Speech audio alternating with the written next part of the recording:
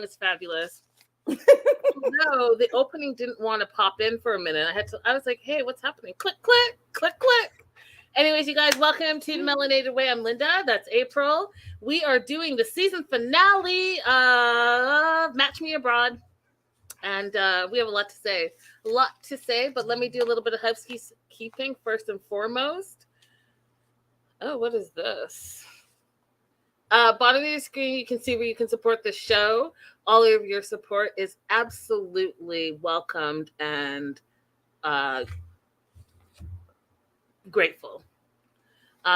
Super chat, super stickers are available. I'll leave that up for a little bit. While you have some time, go ahead and like and subscribe over here. And then head over to April's page, Holloway Legal, PLLC, and like and subscribe over there. She's live streaming at the same time here, y'all. So support. Shout out to the live chat. We got Diana. Oh, Jade, famous artist. I feel like I know that name. I'm not sure why. Probably because they're famous. Famous, darling. Famous. Joslo, Tinkerbell, that's a new name. Holla. Hola, ¿cómo estás? Jay, Sue, everyone, welcome all. All right, let's get started. I can't believe it's the season finale. Although I thought last week was the season finale. I'm glad we got this extra episode to wrap up everybody. Same. Hey, it says April's immigration, LOL. That's me, because I'm an immigration attorney. So, yeah, it's talking about me. I do a lot of other things too, though. So, overall thoughts on this episode? I am glad that we got a wrap it up episode. Mm-hmm. And I'll talk about it a little bit more later, but I wanted to see more of Juan's conversation with Chad. I have a statement, an official statement from Maria, so I'm glad you brought that up because I just remembered. I was going to print it out, not print it out, but, bring it up on the screen. Hi from Delaware. What up, Pamela? But I'm just going to read it. So my overall thoughts was I'm glad also that we got this wrap-up episode, and I hope that they do a season 2. I hope they stick to the format if there's a season 2 where you have like real people, real couples, real issues, and it's not so sensational. Now, don't get me wrong. I love me some 90 Day, and I always will. I'm a day oneer, but this was refreshing to me. I thought so too. Yeah. All right, so let's jump into it. Chad and Maria. Chad is chatting so hard that I just didn't even know what to do but cuss him out as I sat on my couch. So Chad has this huge temper tantrum. He's walking out. As he's walking out, he's cussing Maria out. No couth, no manners, big temper, big problems. And then what I thought was interesting, right, is when they started filming 38, but he was staying on the show who was 40, right? So how old are you, Chad? So he continues to carry on with this huge temper tantrum, saying he has no time for BS. And Maria is like super calm about it. She's like, do you want me to finish my thought? Do you want me to finish this conversation with you? And listen, she's a better woman than me because what you're not about to do is do all this and cuss me out in public in my own country on a second date. See in my second language. Oh no. See you never. Shout out to Peggy. Thank you so much, Peggy, for the super sticker. Truly, really appreciate it. So sweet. Thank you so much for the support, especially with this writer strike. Whew, guys, y'all don't know. See all these. Anyways. Aw. Morgan says, literally always so hype when I catch the live. Chad is a mess. He's why women are scared to reject men. And you know what, Morgan? I'm so glad you brought that up as well. Because that's a whole thing, right? Me watching all the true crimes and some men with their fragile egos, and then they get rejected, and all of a sudden they're stalking the woman, they're doing all of the things, and that's not our responsibility, April. Like, if you have a fragile ego, Chad, if you have anger issues, if you have insecurities, then you need to work on those things and not take it out on the first woman, the second woman, third, fourth, fifth, any woman that you decide that you're going to go on a date with just because it doesn't go your way. Quite terrible. Horrible. So he's like, yeah, you want to finish? You want to finish? All like aggro. And they go and sit down, right? And so she's going to try to talk to him. In the meantime, he's like, she doesn't understand what I've been through. And, you know, she is just trying to talk at me. And as she's talking and trying to like explain herself, he's laughing in her face, April. And I was like, that is so disrespectful. It's incredibly disrespectful. And it's also a form of manipulation. And why I say that, it's a form where you're trying to make this woman in her own country try to communicate in her second language to you in your first language, because that's the only language you speak. You're trying to laugh in her face and make her feel insecure about the things that she's saying because you're feeling rejected. Right. And you can see how it's affecting her, because we've seen her exercise really good English up to this point. And one of the things that makes me feel like this show really is real is look at the change in her ability to express herself in English because of his behavior. Yep. She just completely loses what she's trying to say, her syntax, her cadence, everything changed. Yep. 100%. And that's being frustrated and trying to continue to like want to communicate. Right. But like I said, she's a better person than me because, you know, bump that. I want to say all the cuss words and I'm not going to, but imagine I was saying all the cuss words to Chad because that's how Chad was acting. He was cussing everyone out for no reason. Like, what's your problem, Chad? And while he's cussing everybody out, Maria, the whole country of Colombia, while he's cussing at everybody, he said some things that I thought were very, very telling. And I think anybody getting into a relationship with him should consider, because I understand he's dating someone from another country again. I'm never coming to Colombia again. So you're willing to date someone from a country that you have no interest in culturally, socially, their family that's there.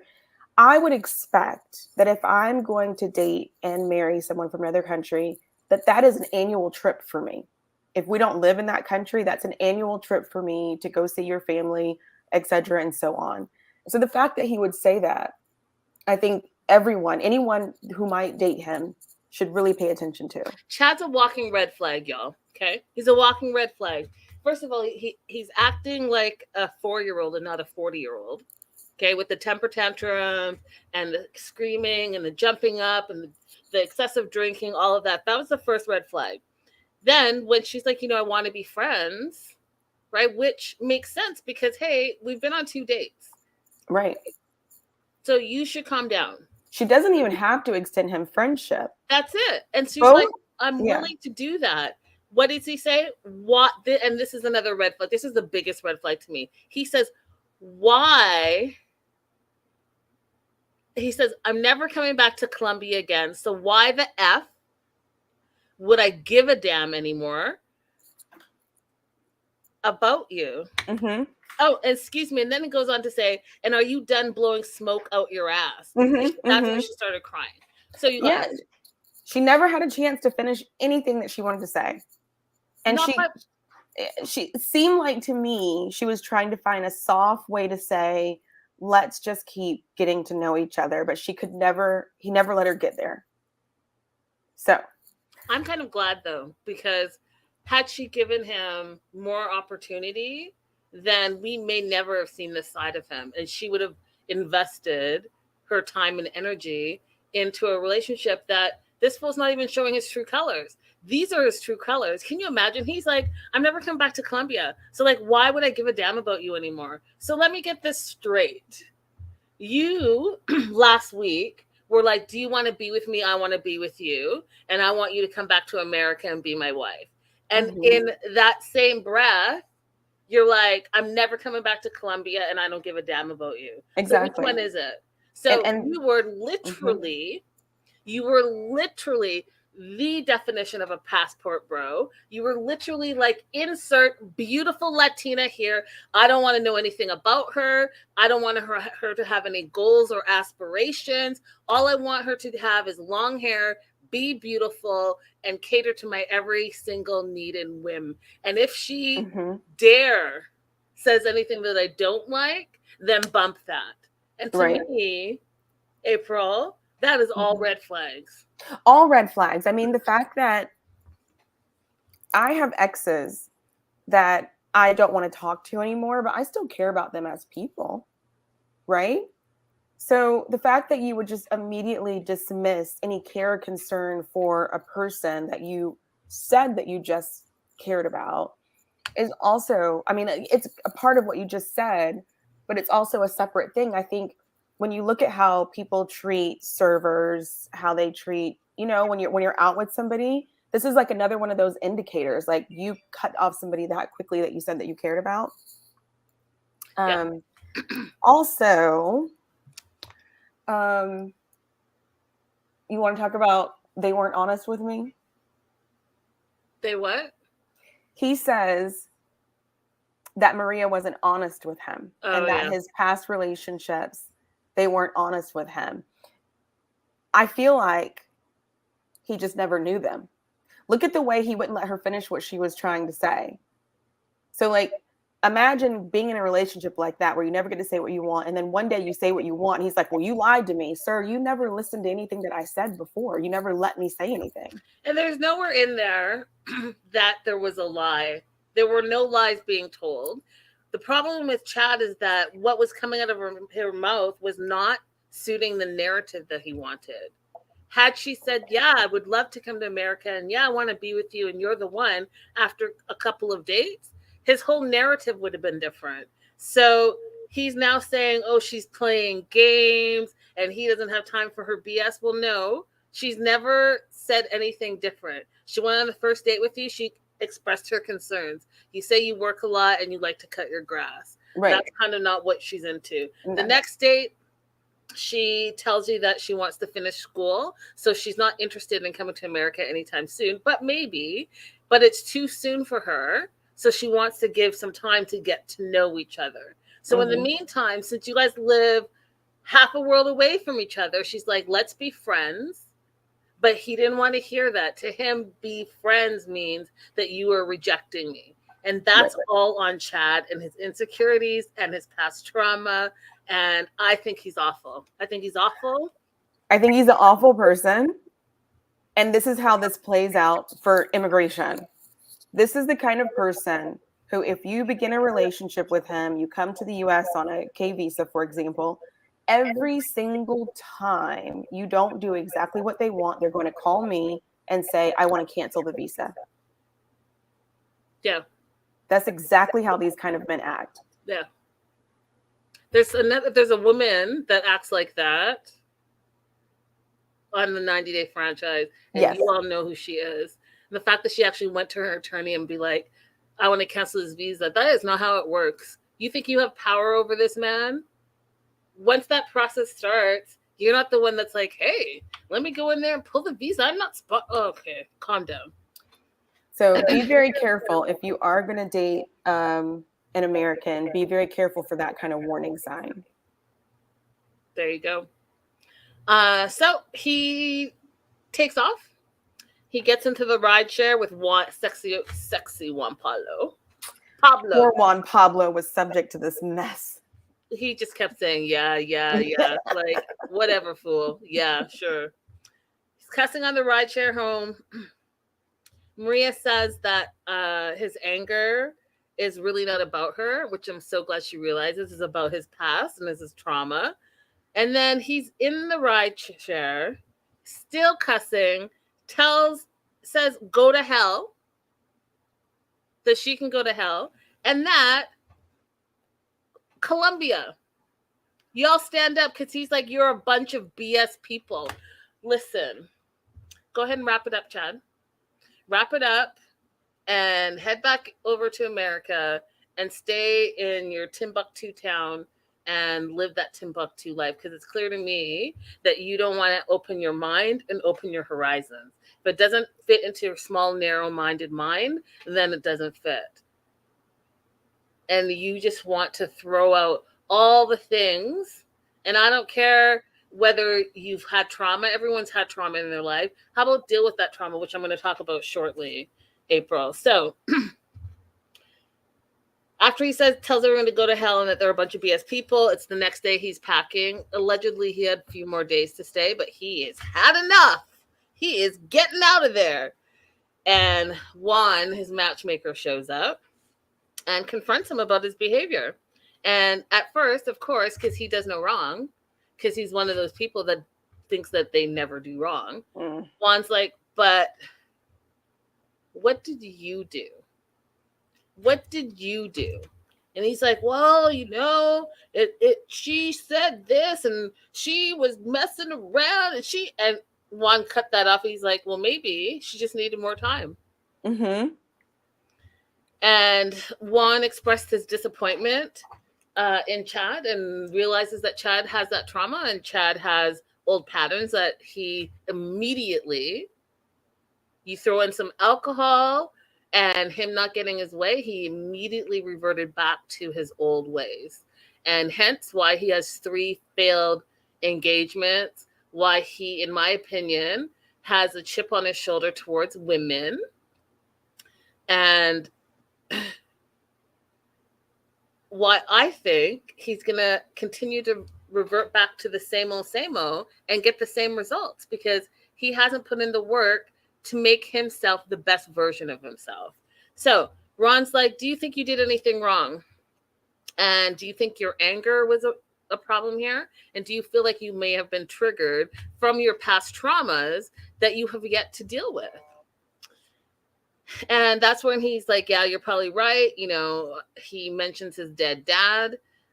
He mentions how his previous women have lied to him all the time, and it's been a slap in the face to him.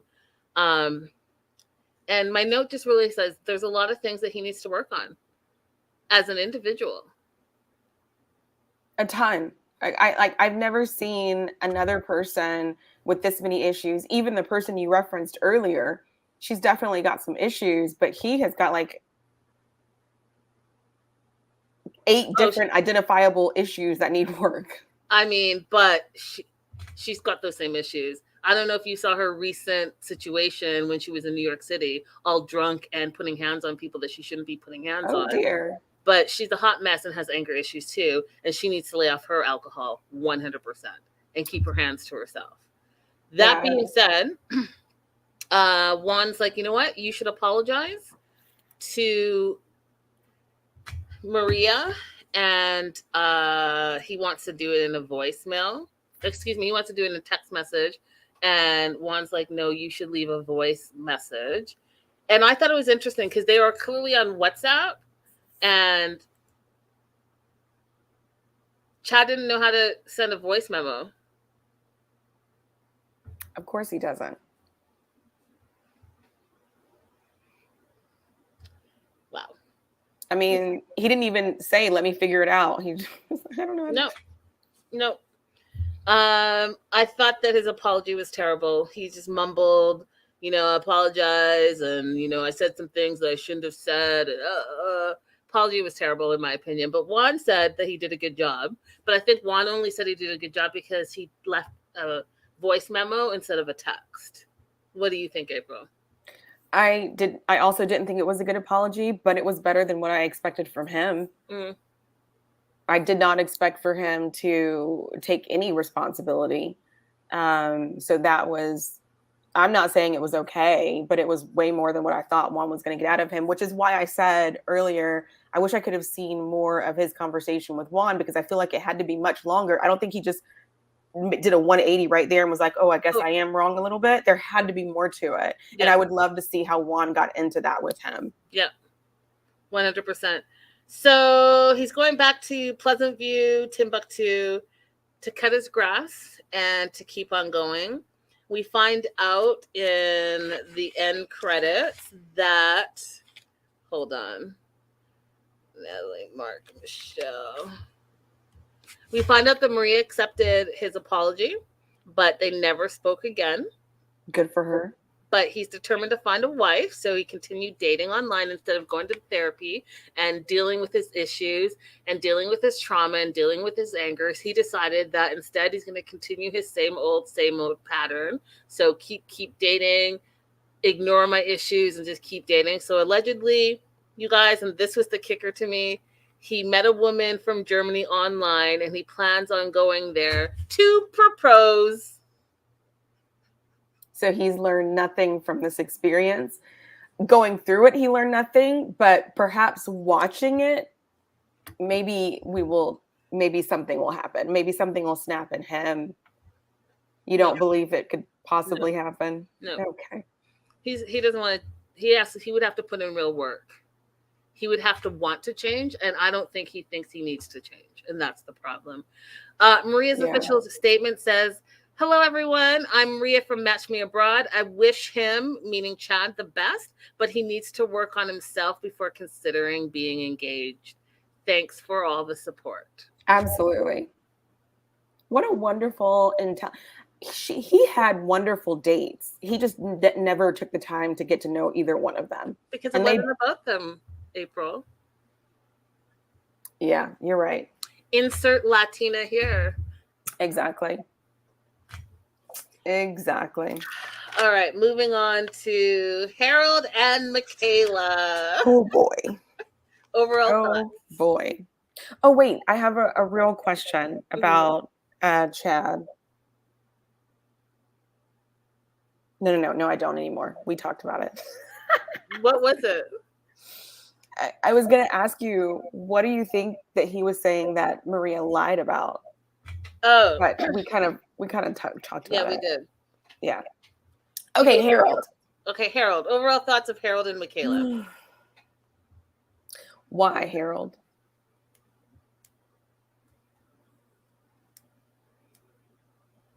I think Michaela did a really great job of slowing him down. What was hard for me to watch is him thinking that him being persistent was actually indeed that, when he was actually crossing boundaries. She put some boundaries down and said, "This is what I'm comfortable with. This is what I want to do." And he's like, "No, I'm going to just keep doing what I want to do. I want to do this, and this is how I feel, and I want to make sure you're my wife and girlfriend, anything. I'm just going to keep going. I'm just going to keep going." He was like, he said he's got like some boxes that he needs to tick off, and he's ticking them off. And so he's going to keep ticking them off. But when he said she gave me mixed signals because she kissed me on the first date, I was like, what, Harold?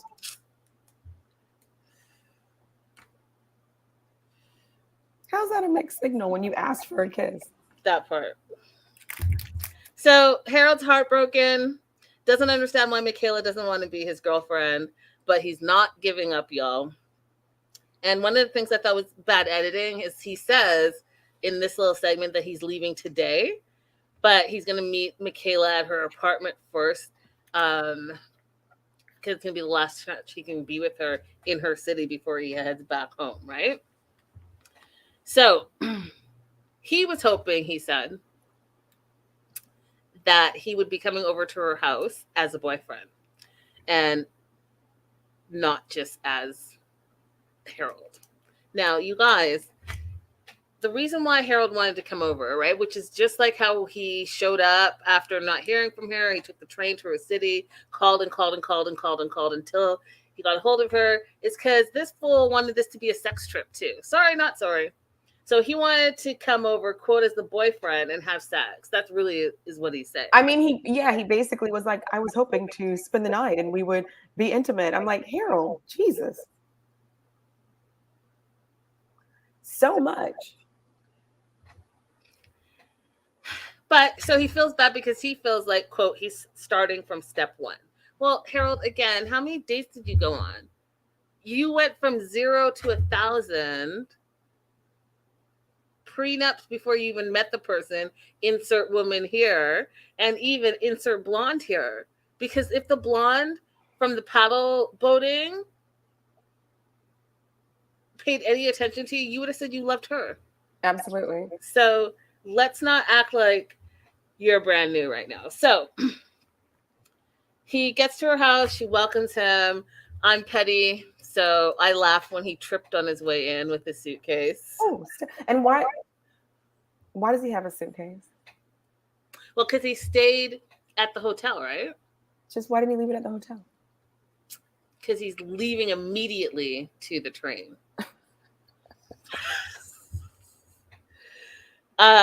So he still thinks he can turn it around, his words.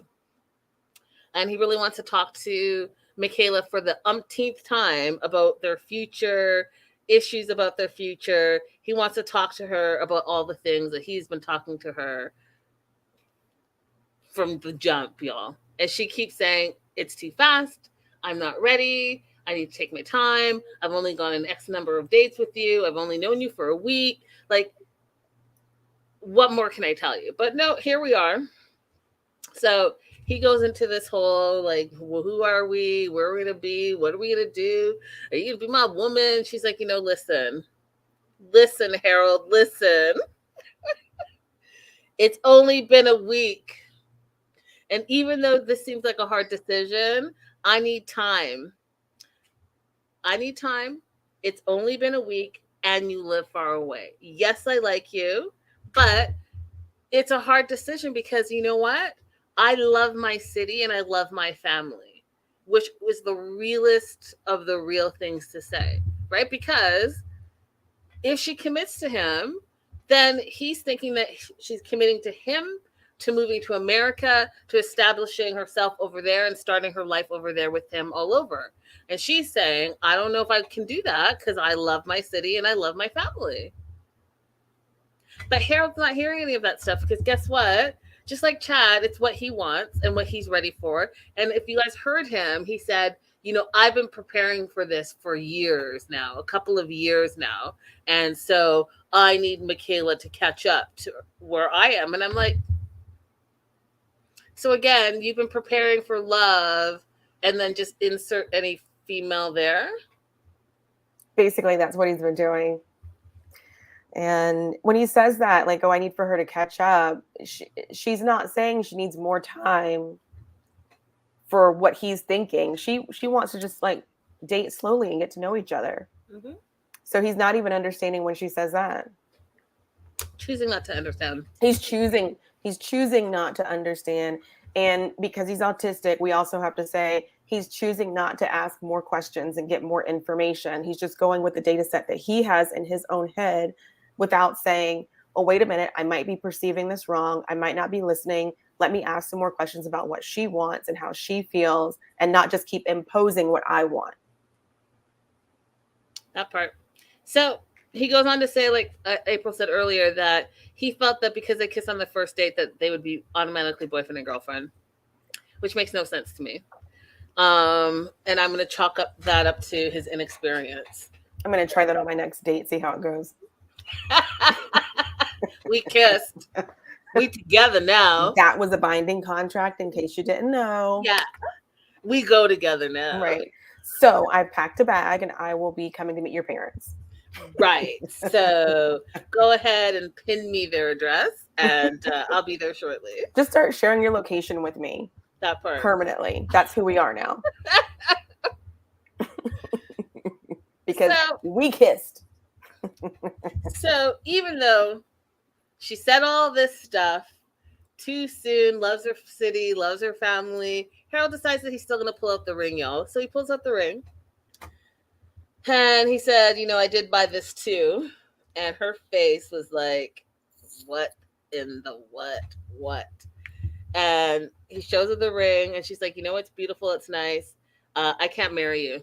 I can't be your wife. That was immediately what she said. Immediately. I can't be your wife. So if you were thinking that this was going to be a thing, you think you're backdooring a proposal after I already said that, no, I can't even be your girlfriend. Just because you showed me something shiny is not going to change my mind, Harold. Yeah.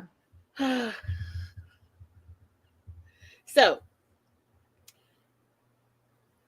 I like the way you phrase that, backdooring the proposal. It's basically what he's doing. He's like, it's like when people say, well, I love you. So whenever you're comfortable, you can also tell me that you love me. It's like, why would you do that? Yeah, it's a form of manipulation. It's a form of manipulation. It's like if I said no the first time, just because you bring something shiny or gifts doesn't mean I'm going to change my mind. I mean, I'll take the gift, but my mind is going to still be the same. So she's like, yes, no, sorry, I can't be your wife. And then he flips it into, no, I just wanted you to have something physical of me, about me while I'm gone so that you can think about me when I'm not physically here. And she says, thank you so much. She puts the ring on. And then, because he couldn't leave it at that, you guys, because he really didn't mean anything that he was saying, to be honest. Right? So he's saying, oh, I just did this because, it was burning a hole in my pocket. And I just want you to remember me. No, now it's a promise ring. A promise ring to be boyfriend and girlfriend, a promise ring to promise to get married. No one knows. They didn't discuss it. He just threw that out there because at the end of the day, he wanted what he wanted. So now she's wearing the ring, and then he wants to say it's a promise ring and have a conversation with Katerina, talking about when she comes visit. Hopefully, she can move it from one ring to the next. Have you not listened to Michaela? He didn't. He said, I'm going to trick her like Bilbo Baggins got tricked by the Ring of Mordor.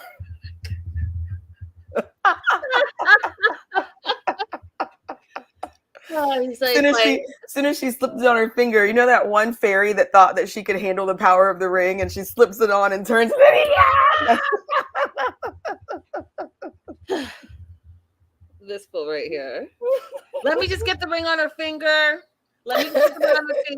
And then I'll be like, well, you took the ring, so that was a promise ring. So you promised to be my girlfriend. And now I'm like, hey, mixed signals. Let's get married. So just go ahead and flip that over. And then he's going to turn around and be like, Chad, she lied to me. She said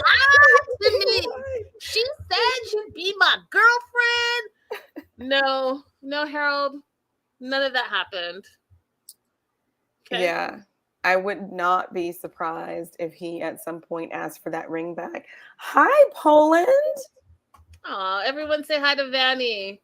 Vanny saying hello from Poland. Hello. Yeah. So,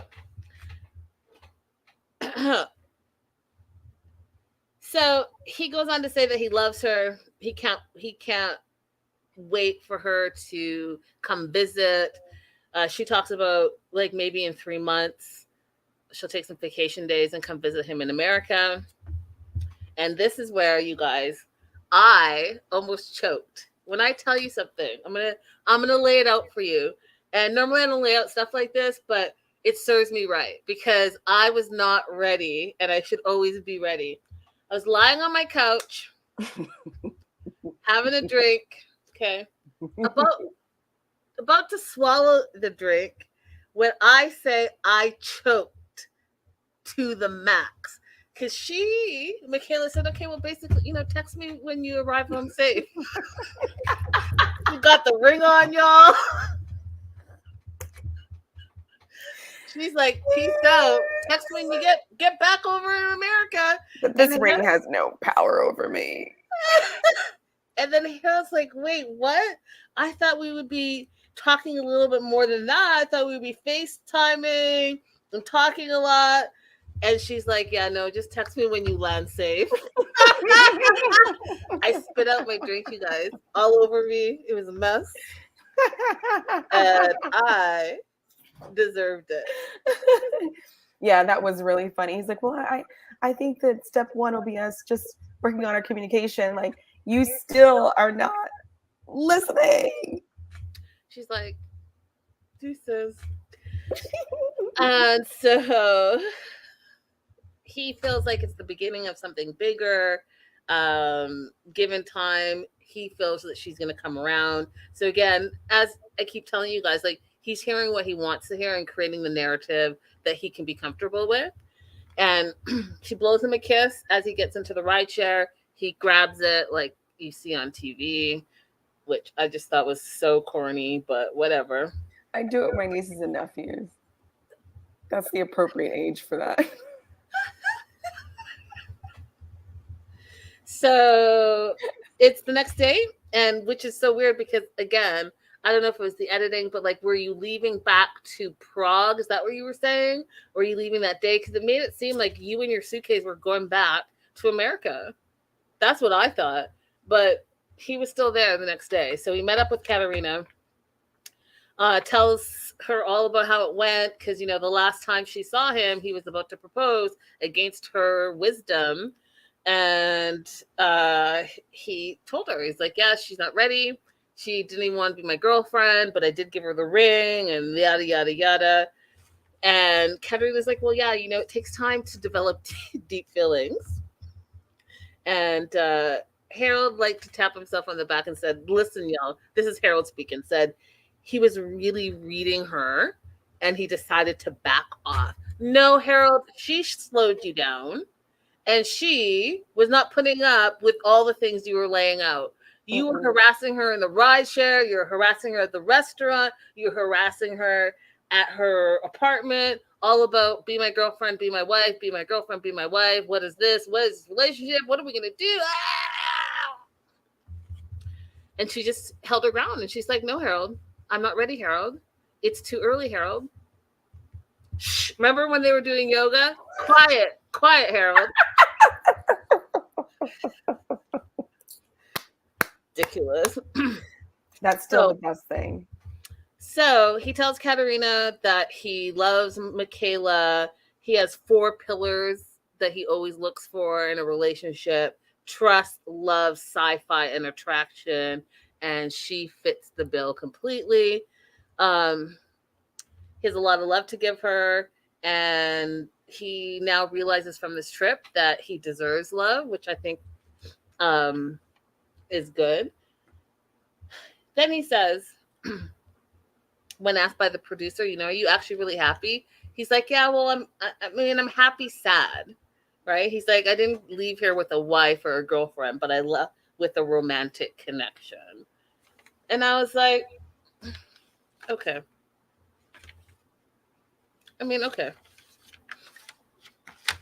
I think the people going on the show in the future should have that same expectation, like hopefully leave with a romantic connection, not expecting to leave with a girlfriend, boyfriend, or wife. That part. Harold, you tried to get a prenup for someone that you had not even met yet. So right there, I already knew you set your expectations to something that was not realistic. So. Wasted that attorney's time. The attorney was laughing, as I recall. So Harold and Michaela continue to get to know each other. He is still complaining that they don't talk often enough. He wants to talk more often, and he's hoping that she still comes to visit him in New Mexico. So that's where they left it. Moving on. Michelle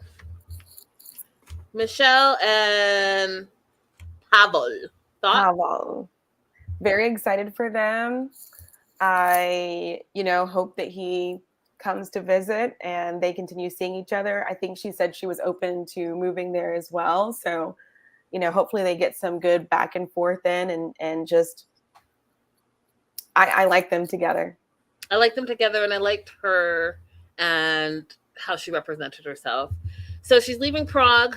Pavel date that she had with him in High Tidesway was the best one yet, but she only had one other date, so I felt her time went by quickly. But then we also met her halfway through the season, right? So I think they could have spent some more time on her, in my personal opinion. So but she met Pavel. They had that wonderful first date, and she loves a lot of things about him. And a lot of things that she's looking for, he checks off those boxes. Open-minded, a lot going on for him. Has a full life. He has hobbies, has good friends and good family. And so those are the things that she says that are important to her. And therefore, she wants to get to know him a little bit better. And he wants to get to know her a little bit better too. So she feels a little sad that she made this connection and now she's leaving.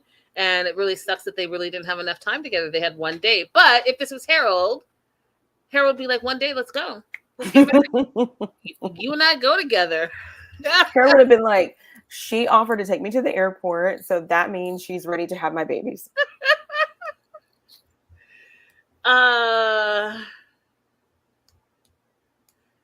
Diana has an interesting question. Diana said, should the matchmakers vet the women to be sure that they are willing to leave their countries to be with men? The men are going to countries, bring the women to America. The men think it's a golden ticket. Do you want to address that one, or do you want me to? I think that they should not specifically look for people who just want to move to America, because some of the people on this show are willing to move to the other country. We've had Stanika say she's willing to move to Morocco. Michelle's willing to move to Prague.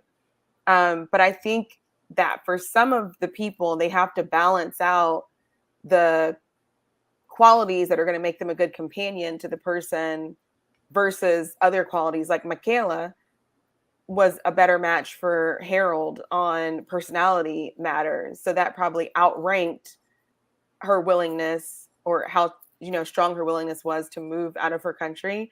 Also, whether or not you want to move from your country is going to vary based on so many different factors. It could change overnight. I could be totally willing to move from the US and then somebody in my family gets sick and that change immediately. And I too also think, Diana, that I think that the matchmakers probably do vet them, but what these matchees are saying, specifically like Chad and Harold, is that they want these people to move immediately. And maybe they're saying, I'm open to moving if I feel like I've invested enough time and I fell in love with this person, and yeah, I can take it to the next step. But what you're not about to do is go on 2 dates with me and tell me, hey, yeah, make that decision, like I'm ready to move tomorrow. And I think that that's the difference. Yeah, exactly. That's a thing too.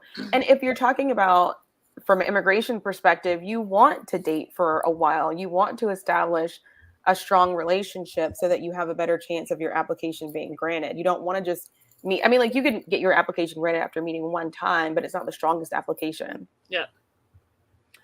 Okay, so she has a connection with Pavel, and he's driving her to the airport, and they basically they really enjoyed each other. He enjoyed the date with Michelle. He told Katerina that he wants to get to know her more, and Michelle wants to get to know him as well. And Katerina gave herself a little tap on the shoulder because she's like, I knew these two would get along. And I was like, I'm picking up what Katerina's putting down, because she's like bang on with her dating matches. And, some of us may not have been on board immediately, but came round. Some of the things that Katerina said in the beginning were a little worrisome. I did come around, but her whole, like, are you ready to surrender to a man? Maybe it wasn't English. But it's interesting that Michelle brought that up at the end of her episode, right? She said that Katerina really helped her open up and be vulnerable and be flexible. And I think that the reason why she was saying that about surrendering, wasn't really like surrender. No, that's not the saying. That's serenity now. Surrender to your partner. It was more, are you willing to be vulnerable? Yes, I do interpret it that way now. But us being introduced to her as a strong feminist, and then hearing, are you ready to surrender to a man, that didn't seem to go. But notice the date that Katerina participated in and the date that Juan participated in, they went well. So maybe we need more matchmakers to be in the date. Oh, yeah. Agreed. That's a really good observation. I agreed. I never even thought of it that way. So driving to the airport, she thanks him for a great date. They talk about Chianti. He's like, I've been to the Chianti region. I was like, woo, sign me up. Let's go. And Michelle felt the same way. She's like, oh, will we be honeymooning there? Which was a nice, light joke. Harold would have been like, so when do we need to buy our tickets for the honeymoon in Tuscany? Yeah, I loved it. I loved everything about it. So they both promised to stay in touch. and plan some trips, go on some hiking, and see each other when they can see each other. And if all else goes well, then they can see if they can be a couple, which I thought was a very realistic pace. Yes. And then Michelle talked about just everything that we just talked about, how she is excited to see where the relationship goes. She learned from Katerina that to surrender herself to love, to be open, to be vulnerable, and to be flexible. And Katerina really helped her to get back into the dating scene after her dad passed, as well as Katerina challenged her, and she really needed it. So she really felt that Katerina was the right matchmaker for her. Yeah. Now, her update is Michelle and Pavel continue to talk. She did give an update because an article came out about the two of them, y'all. Can I just say this is actually I won't. Actually, I will. I'm sorry, you guys, but can you see this? Can you see that, you guys? Yes. That is not an LV bag. It's not, but it's cute. It's cute.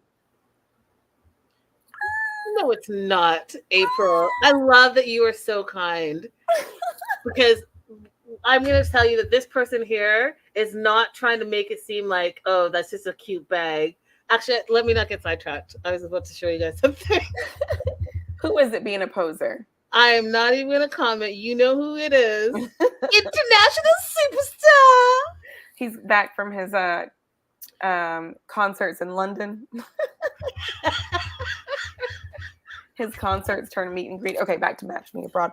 You know what? I would love to hear her talk about a little bit more. Michelle, she said she does think that it is the right thing for her to be matched with a European as opposed to an American man. And I think I know where she's going with this, but I would love for them to have asked the follow-up question. Why? Yes. Mm-hmm. Why? What is the difference from her perspective? So she posted... Can you guys see that? Uh-huh. Okay, so she posted, In Touch did an article. It said, sparks flew between Match Me Abroad stars Michelle and Pavel. Are they still together? And this is what her caption said. She says, I don't know, In Touch, ... Okay, obviously I do know, but I'm waiting to see what y'all think before I do my tell-all. What do you figure has happened since Match Me Abroad? Have I been back to Prague, to a different continent entirely? Was Pavel there? And is a first meeting on international TV, no less, really enough to build a life on? Or just the start of a potentially great story? I'll be letting you all know soon. XO Michelle. So I think that they probably take a trip together to Italy. I absolutely second that motion. April, the kind Canadian. That's who we are. We wake up in the morning, we put our boots on, we eat our maple syrup, and we go outside and, talk to the mises, whatever they're called. We wave to Niagara Falls, and and then we say, to the Queen. The Queen's dead. To the king. So now. what do you do now when you drink your tea? It's to the king now. To the king? Oh, okay. Seriously? Okay. Like seriously though? Like seriously, if you're gonna be that person, then yeah. It just doesn't have the same ring. Even the money's changing. It has the king on the monies now. Well, not yet, but they're changing it. Okay, so we did Michelle. Moving on to Stanika. Yes, Stanika. Stanika, I feel from the jump, all 13 episodes just represented herself well. She came in, had done the work, and knew exactly what she wanted. And I just love the pace that she went. I love the match that she made. All of it. So she's home. She's been home from Morocco for 3 days. And her and Nordine have been FaceTiming every single day. And she misses him. She's with her little dog, Diamond. And she's like ready to go back to Morocco. She already misses him, and she sees herself being with him. And he says, when are you coming back? He says. And she's like, well, when are you coming here? Hey, Busola. Hey, girl. Hey. And this is where I literally said April in my notes. Hey, girl. Hey. Okay, so he said, these are the things that I would like you to discuss, please. Mm-hmm. Yes. So he said he's more than willing to come from Morocco to Mississippi to see Stanika, but he needs a physical invite. She said that he also has to do an interview as well as something about a bank account for him to just visit the United States. Yes. Let's talk about it. Let's talk about it. So a lot of Americans don't realize this, but there are a lot of countries that require you to apply for a visa before coming to the U.S. So, for example, as a comparison, Michelle is going to invite Pavel to come to the U.S. He does ESTA. It's a type of visa, but it's like $21. You apply for it online, and you don't need that many days to apply for it in advance of your travel. But if you're from an African country, a Middle Eastern country, several Latin American countries, you have to apply maybe a year or 2 years in advance for a visa to come to the U.S. It's about $200. And you have 2 years, even if you just wanted to go on a little bit of a holiday? Yep. The wait times for interviews can be very long in some countries. So you have to, generally people apply before they even have a plan of where they want to go in the US because you have to apply so early. You have to prove that you're going to return to your home country after you visit the US. So you have to prove that you have ties to your country that you're not willing to abandon, such as a permanent job, family members, that you have a high level of education. And in his case, what he's asking for, like 1, 2. That's what I said. Yeah. How do you know where you're gonna be traveling in 2 years? That's crazy. Like if I wanted to go to Morocco right now, if I was in Morocco, you're saying, and I say, oh, I want to go to California Adventureland, I would have to plan that 2 years in advance? Yes. Damn. Yeah. And you have to show several months of the amount of money in your bank account because they want to make sure that you just didn't borrow the money from somebody to have it for 1 month. They want to see like all your transactions going through that account to prove that you have that much money.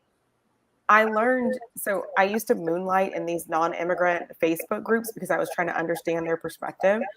And I learned that a lot of people just don't understand how difficult it is to get a visa to come to the US. And so that's why some people choose to come without a proper visa. If you are someone who wasn't afforded the opportunity to have a certain level of education, there's almost zero chance you're going to get a visa to the US. That's crazy. So, and what about it's difficult. What about the physical invite? How come that plays a part in it? So the physical invite, I'm going to disagree with Nordine a little bit. So some people want an invitation from a particular person to show what they're going to do while they're in the US. I don't think that's the strongest evidence that you're going to return to your home country. The strongest evidence that you're going to return to your home country is if you're coming to the US because you're coming for a conference, you're coming for some kind of short educational program, or you have a specific interest, like you studied history in your home country, specializing in the Civil War in the US, and you want to come visit all the monuments. Saying that you want to come because you want to visit your future wife, as he phrased it, is probably not going to be looked on favorably by the consular officer. They'll think, okay, you're just going to come to the US and stay. Got it. So before we move on, there was something else because someone else sent this to me, the Canadian. Are these immigration rules for all countries outside of the US? Most of the European countries are allowed to do ESTA, which is a very easy type of visa process. But most of the African countries, Middle Eastern countries, and a lot of Latin American countries are required to do a visa. There's a passport index. If you Google passport index, you can put in what country you're from, and you can compare the strength of your passport to other countries. Yeah. Canada has a really good one. Did you know that, April? Yes, Canada has a better one than the US. Yes. Can you read that? Yes. People are freaking out about this. Okay, so I want to talk about it a little bit. So US citizens will need to pay for a visa to travel to Europe starting in 2024. It says in 2024, US passport holders planning to travel to Europe will need to apply for authorization through the European Travel Information before their visit. This electronic travel authorization is linked to the traveler's passport and grants short-term entry for up to 90 days within any 180-day period to 30 of the European countries. The application process costs $7.79. And it's recommended to apply well, like April said, well in advance of the trip to avoid any last-minute complications. Travelers should ensure that they use the same travel documents linked to their, I don't know what this is, ETIAS? Yeah. During their journey to avoid any issues at the border. Okay. Yeah, I don't know about other countries, but the US, your passport number changes when you renew your passport. Oh, no. Yeah. So what they're saying is, this happened to me actually. I have a horror story about this. When I applied for my work visa in Mexico, I applied for it and then like a month went by and I realized my passport was going to expire before my year was over to work there. So I went and got a new one and I just didn't know that passport numbers change. So when I went to the Mexican embassy to go pick up my work permit, they wouldn't give it to me because my passport number wasn't the same.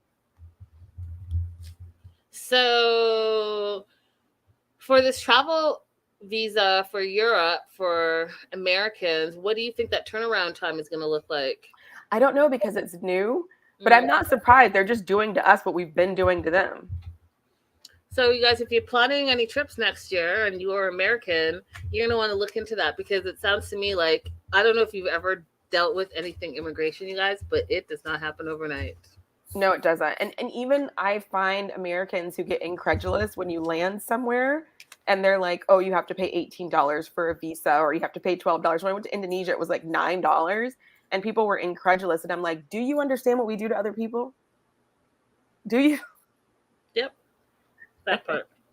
So Stanika and Nordine continue to chit chat and she's willing.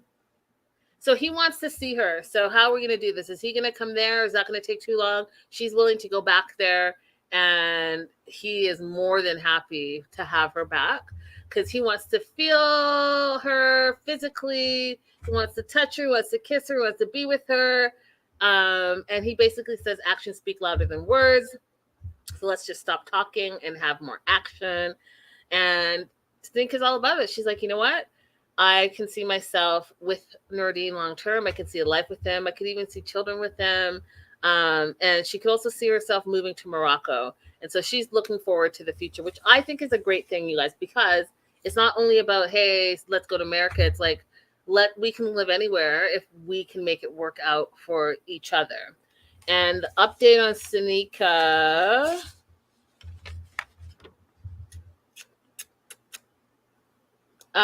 They talk every day, and she's introduced Nordine to her family over video calls. So they are going strong, y'all.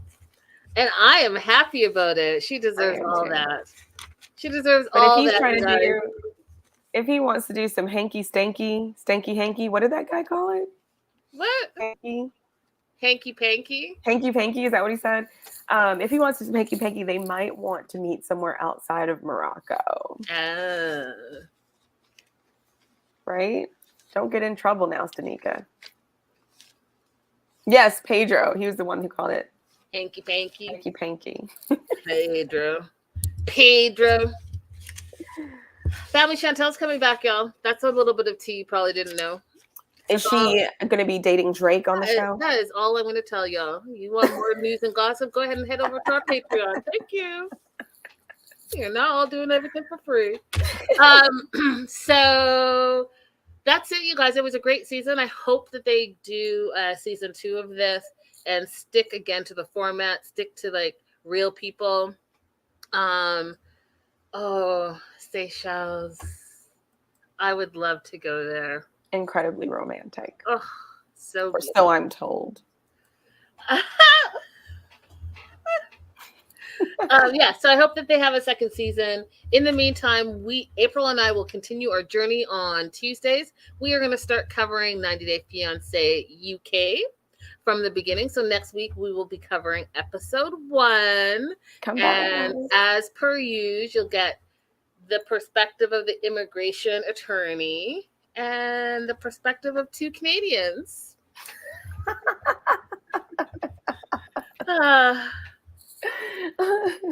We'll be learning together about the isn't this UK. funny? As we said that, Vanny said, you should cover 90 Day UK. Ah, I love you, chicken. That's not the same way he sings it. I love you, chicken. Chicken. I don't know. I'll get it right by next week. I'll get it right and I'll bring my microphone out. Yes. Excellent. You guys, thank you so much for being with us. Don't forget to like and subscribe. And we'll see you soon. Bye-bye. Have a good one. Toodaloo.